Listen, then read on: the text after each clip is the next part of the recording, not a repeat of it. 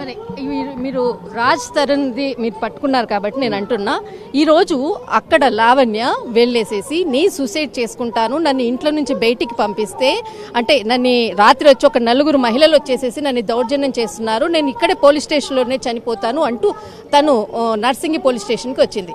అసలు ఈ రాజ్ తరుణ్కి, లావణ్యకు, మీకు మీ ముగ్గురికి ఏంటి సంబంధం? ఏంటి? నాకు అసలు ఏ సంబంధం లేదమ్మా. నేను జస్ట్ ఇట్లాగా ఇప్పుడు వీళ్ళ కోసం అయితే ఎలా వచ్చానో రాజ్ తరుణ్ కోసం కూడా అలాగే నిలబడ్డాను. ఒక మాట చెప్పండి, అందరికీ జగమెరిగిన సత్యం కదా, లావణ్య అనే అమ్మాయి డ్రగ్స్తో రెడ్ హ్యాండెడ్గా పట్టుబడిపోయి 45 రోజులు చించలగూడ జైల్లో ఉండొచ్చిన అమ్మాయి.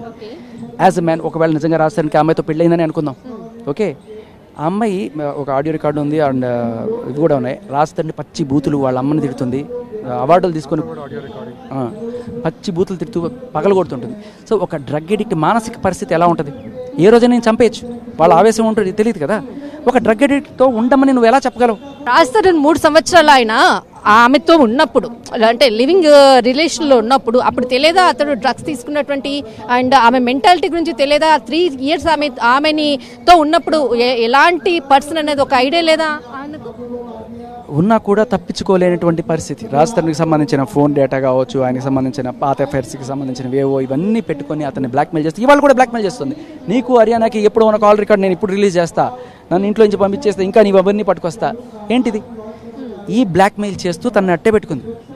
ఎప్పుడైతే తను ఈ డ్రగ్స్ కేసులో వెళ్ళిపోయిందో, ప్రపంచానికి అంతా తెలిసిపోయిందో, ఇప్పుడు కూడా నేను ఆవిడతో ఉంటే, ఒకటి ఆవిడ ఏ క్షణమైనా హై అయిపోయి ఏం చేస్తుందో తెలియదు, మానసిక స్థితి సరిగ్గా. ఇప్పుడు ఒక మెంటల్ అమ్మాయితోటి నువ్వు ఉండమని ఎలా చెప్తావు? అబ్బాయి అయినా సరే, అమ్మాయి అయినా సరే, వాడు మెంటల్ అవ్వడం తెలిసినప్పుడు భార్యకైనా సేఫ్టీ ఉంటుందా? భర్తకైనా సేఫ్టీ ఉండదు కదా.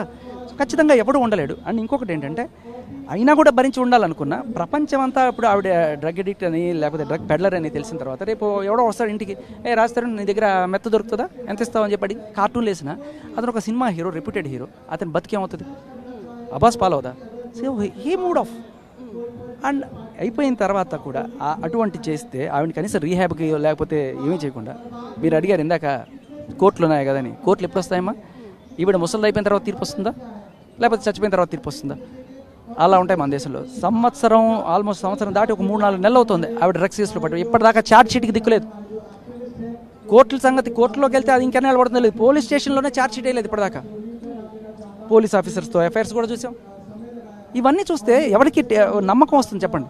నేను కొన్ని ఒక అంటే నాకు రాజ్ తరుణ్కి మధ్య శేఖర్ భాష మధ్యలో ఉండి మా ఇద్దరిని విడగొడుతున్నారు, నా మీద లేనిపోనివన్నీ కూడా రాజ్ తరుణ్కి చెప్పాడు అన్నటువంటి ఆమె కొన్ని సందర్భాల్లో కూడా చెప్పింది. దీని గురించి మీరేమంటారు? ఆవిడ గురించి చెప్పడానికి నాకేం తెలుసు? ఉన్నవన్నీ ఆయనకే తెలుసు, లేకపోతే ప్రపంచం మొత్తానికి తెలుసు.